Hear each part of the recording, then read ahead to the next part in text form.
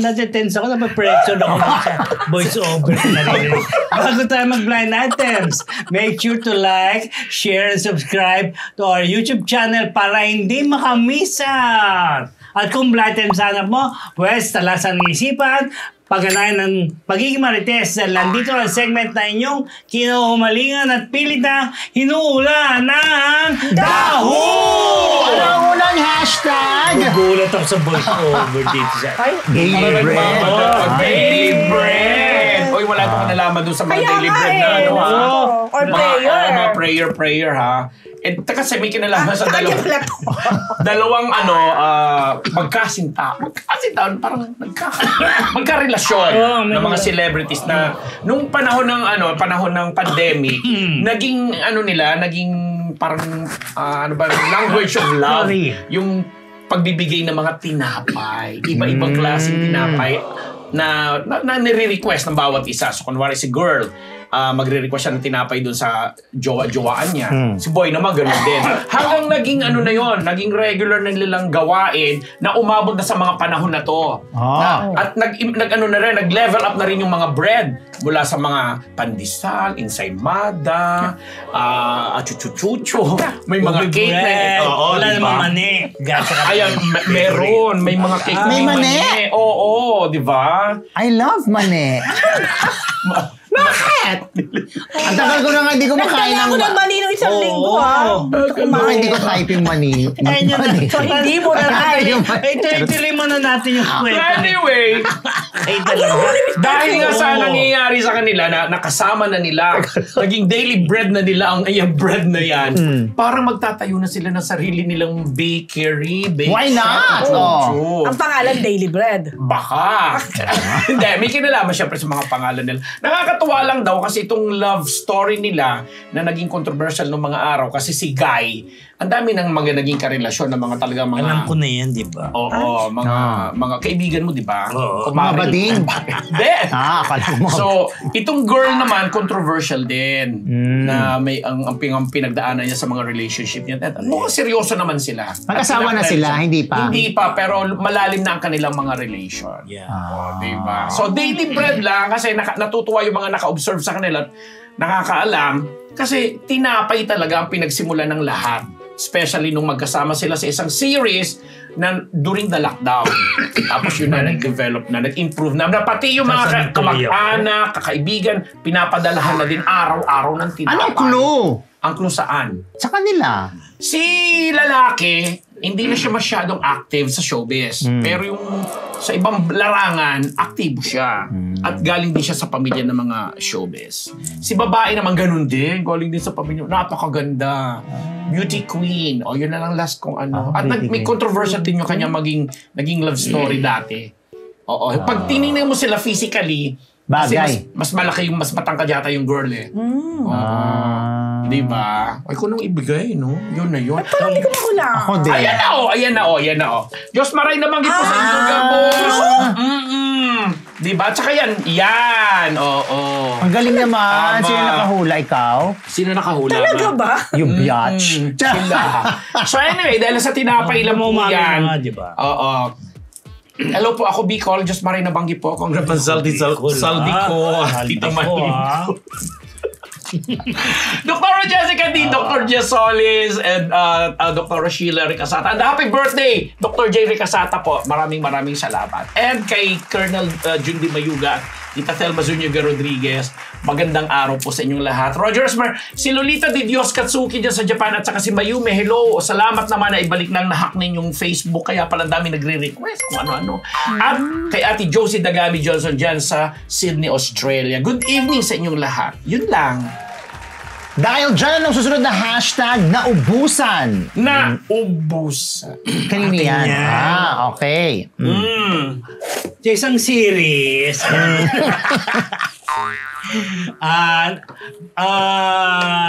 nagkaroon ng bisita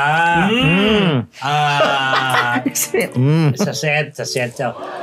Pero habang kanya-kanyang dala ng pagkain yung mga cast. Yung mga main cast, merong niluto nila. May isa naman, may restaurant, may chuchu-chuchu. May mani. Wala mani, bawal ang mani sa Oo, set. bawal daw sa setang mani. Oo. Kasi- May direktor na, sorry ha. Di ba may mga direktor na ayaw nila kumakain ng mani Totoo sa set? sila yan. Dahil Dahil sumasabog ang ano. Ano ba yung mani? Hindi, kasi meron sila kasabihan kasi daw yung mani. papatay. Oo, kaya minsan may mga aberya. Oh, anyway. Ayun na, di kanya kasi actress ang dala. Isang senior na yata rin yun. Na talagang Ba't hindi ka sure kung senior siya? Senior na rin Ingisera and everything. Oo. Yung may dala sa pagkain para sa mga guests nila, mga advertiser. Oo. Dahil nga, yun naman yung show nila punong-puno ng commercials. Kaya pasalamat sila. Pero habang dumarating mga set, ay yung mga tao, nagtitake siya. Di ba? Eh, siyempre, eat, lapanga, parang piyestang atmosphere. Tapos maya, Pagkatapos ng take niya. naghanap siya ng pagkain. Siyempre, pag gutom ka, di ba? Pag daw siya magtrabaho, gutom ka, may ulo mo, di ba? Where's the food? Where's my food? Ubos. Hindi siya tinira. Hindi siya tinirang. Pero may nakita siyang isang staff na parang may baong-baong, may dadala. Ay. Dadalan doon sa itinira para sa isang artistang kasama. Bakit meron ka niyan? Inutusan ng hukon. Nadamay siya sa init ng ulo ni actress. Bakit di man siya pinagtabay ng PA niya? Dapat pinagtabi siya. Malay ko ba? Wala ko ba? At hindi siya nagbili. Hindi siya nagbilin. Eh, sabi, inaasahan niya naman, teka mo, may dala akong pagkain, tira niyo naman ako, alam niyo, take ako. Ay, dapat yun. Diba? Sino yan? Yaman yan dala ko Walang pakialam naman yung kanya. Dapat may PA or yung staff man lang na Dapat preno man lang. Titira para sa kanya. Ay, malay ko ba? O siya na Sino lang yan? nagtabi. O siya na nagtabi. Sino ba yan? Basta actress siya magaling. Ang dami-dami magaling. Award. May edad na. Senior na, parang senior na rin. Senior na rin. Pero meron pa rin siyang, Asim. umarte pa rin siya. May asim pa rin siya. May asawa sa showbiz. Taga-showbiz. Hindi, ng showbiz. Ang asawa. Ang asawa. May mga anak na. Oo, may mga anak syempre. na. Malalaki na dahil senior na eh. Yes, ganun na. Nag-aartista yung anak. Hindi yata. Ano ba yan? Sabi mo na kasi. Mamaya na, madali ba kayo? Sabihin mo na kasi. Tapos biglang binanggi. Nagmamadali ba kayo? Di bongga. Di bongga. Mahulaan eh. Bumati ka na kung Hindi wala naman na. kahilera yan ni Tita Ayun, Celia. Mga ayun na ganyan. naman. Mag-enumerate na Hindi, naman hindi to. yun. Mga Chanda Romero. Chanda Romero. Pwedeng Chanda. Hindi pa na mas bata pa yung kay Chanda. Mas bata kay Chanda. Dina Bonavi, Pinky Amador. Yun. Enumeration ba ito? Ano ba to? Jackpot na naman. Anyway, welcome ko lang si pinsan na Chahin, si Portia Walton and her kids, Mary and Joss. Dito, uwi na, pupunta ng Baguio at Boracay bago mo ipapunta Virginia. Ito may sister si Nesnardo Proctor na taga Romeo, Michigan. At iba pang nanonood ng Marites. Diba? Bongga. Dahil dyan, next hashtag. Afraid kay Direk. Sa akin ba yan? Ay, hindi, sa'yo yan. Ano ba sa akin? Sa akin yan. Oo nga. Afraid kay Direk dahil sa mani. Afraid kay Direk dahil pa sa pagiging ham actor. Ay! Hindi David Licao ko yan, ha? Ganito. May movie kasi na dapat siya yung nasa casting. Actually, bida nga yung role niya if ever. Si aktor. Oo. Eh yung director kasi medyo kilalang director na metikuloso. Talagang medyo perfectionist si director. Na-shokot, na-afraid itong aktor. So, parang mag-shoot na, I think, 1 or 2 days before the shoot, nag-back out. So, ginawa niyang reason talaga. Sinabi naman talaga niya na tatakot siya. Shokot siya. Oo. So baguhan ito. Hindi na actually. Yun nga yun eh. Yun ang catch doon. Hindi na siya makukonsider na baguhan talaga. Tapos naihalin tulad-tuloy siya sa isang medyo baguhan pa rin na aktor na yung mga nakaraan niyang ginagawa, medyo hindi rin ganong kagaling na aktor. Pero nag-improve.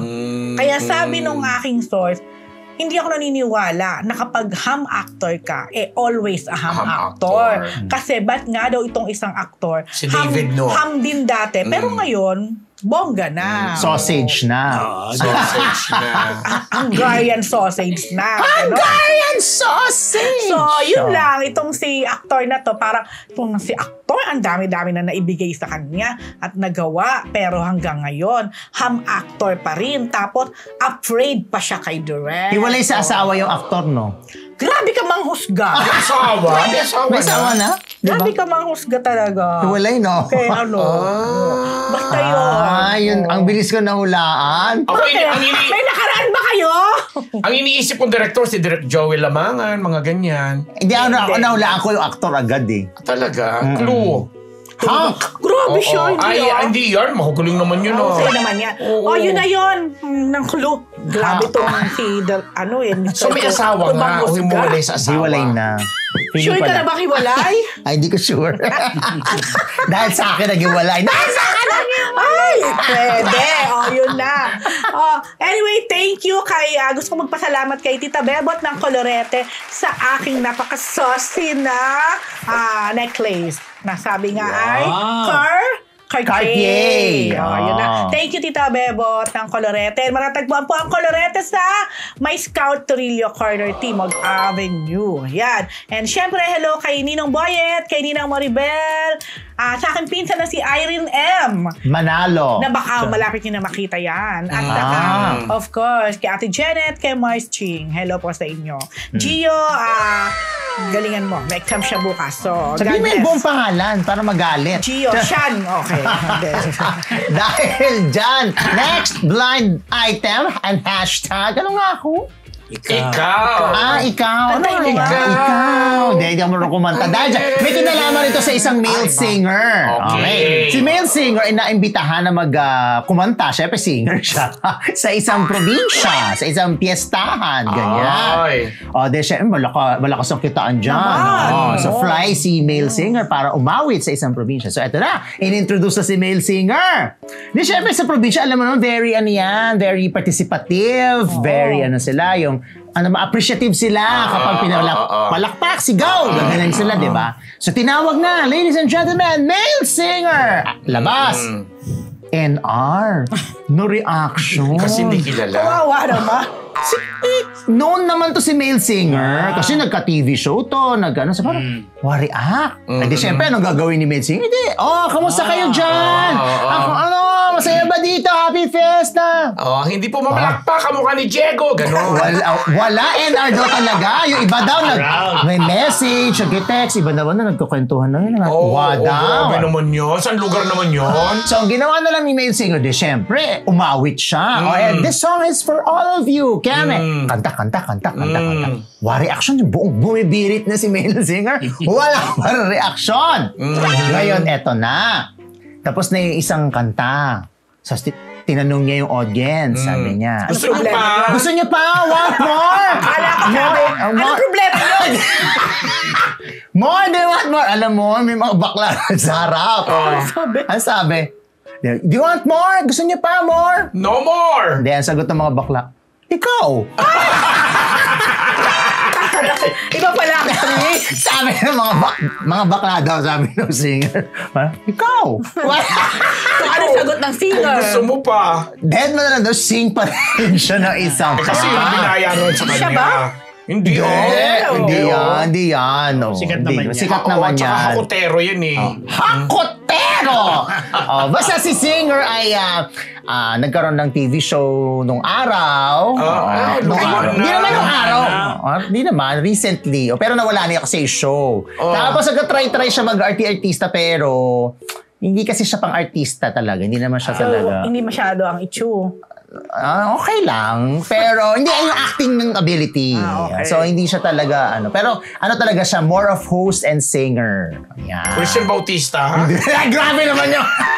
Grabe yung bigyan nagtanong ng pangalan. Pero hindi si Christian. Nasya ka kasi nakakatanong niya. Hindi naman siguro. Grabe naman. Oy, I love Christian. Pero hindi si Christian. Alam ko yun, no? Hindi si Christian Bautista. Kasi sabi niya kasi host, singer, din naman. Nag-aartista din, no?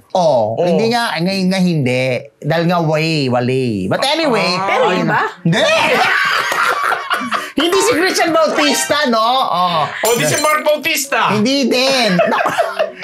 Sino yan? Hindi naman. Hindi Grabe ka naman. dyan. Hello, grabe yan. Grabe ka. Gracie, concert king yan. Hindi si Martin. Malapit na nga pala ang concert ngayong September 27. Nakasabay ng ating Marites. K-Opera Appreciation. 27 ba? Yes, Empress. Friday. Sino yan? Hindi yan. Reunion ko din yun sa Bicol. Dahil dyan, eto na. Thank you sa Hair Shaft Salon sa Vertis North, Salazar Dental Clinic sa Robinson's Galleria, WTFU sa YouTube, Bel Constantino na Stan Empire, si Gracie Cornejo, happy birthday, si Sneezy Solis McDonald, si Alan Diones, si Dito Maniago. Ayan, hello sa inyo. Diba? Go. Namumula din sila. Oo. Lalo na si Alan Diones. Siya? Hindi din. Hindi rin. Naku, mahihirapan kayo. Wala naman to. Baka luma-luma na yun. Grabe, baka naman. Dami ng mga singer na sinabi natin eh. Singer yan. Kaya mamaya na lang. Ma'am, sa kanya nga, hindi rin natin nahulaan. Kaya nahulaan ng tao rito. Dami ng hula. Mahulaan ba? Wait. Oo. Meron. Nakita kami ni Marley Alinio kanina. Hello, Marley. Sabi niya, alam mo yung blind item niyo, hirap na hirap akong hulaan pag kay June. Sabi ko naman, huwag ka mag-alala, kami din naman nahirap akong hulaan. Hindi siya. Misa nga nakakalimutan pa niya Diba? Misa nga nakakalimutan pa rin. Diyos, sino nga yun? Kasi nga, siya, kami wala akong makopya sa iyo. Siya may radyo rin yun. Hindi mo maiwas dahil may ikot rin mga blind item, di ba? Tapos, dinadagdagan pinabawasan hanggang may iba. Ito ba? Oo. Sabi na. Sabi ko. Diba? Alam mo, nang-e-etchos to eh. Sabi ko, may anak ba artista? Wala. Diba? Anong wala? Sabi mo kanina wala. Hindi, sabi mo kanina wala. Hindi meron. Eto yung sa'yo, di ba? Artista, wala naman. May anak ba siya? Get mo eh. Okay na. Masyado. Hindi nag-artista mga anak mo. Diba? Sige, push pa natin yan. Okay, mga Marites! Maraming salamat sa pagtutok na mo sa amin ngayong Lunes. At siyempre, ingat po kayo dahil nga darating naman si Hener. Diba? Na-expect mo ba? Oo. Darating naman. Wag na. Yung tatamaang lugar, bandang north daw yata eh. Hindi niya nilihis yan. Nilihis. Yan. Sobra na. Tama na. Correct. Masyado nang clingy yung mga bagyo. Hindi na nakakatulong. Ingat-ingat lang po kayo dahil magpapasko na. Alam niyo naman. Feel na feel talaga niya ako. Parang ramdam na ho namin lalo sa magpapachika. Alam mo, pwedeng palitan din Julian namin. Makabayan. Diba? Pwede bang ko? Okay mga Marites, yan po ang daho mula sa Marites University! Ganon! Uy, Mare! Ano latest?